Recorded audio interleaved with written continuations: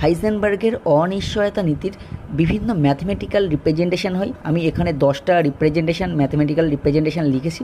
দেখো অ্যাকচুয়ালি কি বলছে, আমরা যেদিক বরাবর অবস্থান নির্ণয় করতে চাইছি কোনো মাইক্রোস্কোপিক পার্টিকেলের, সেই দিক বরাবর যদি তার পজিশন নির্ণয় করতে যাই, অর্থাৎ ধরো এক্স অ্যাক্সিস বরাবর অবস্থান নির্ণয় ত্রুটি ডেল্টা এক্স আর মোমেন্টাম নির্ণয় ত্রুটি ডেল্টা পি এক্স যদি হয়, তাহলে delta x into delta p x এর মানটা greater than equals to h by 4 pi হবে, অর্থাৎ minimum value h by 4 pi হবে।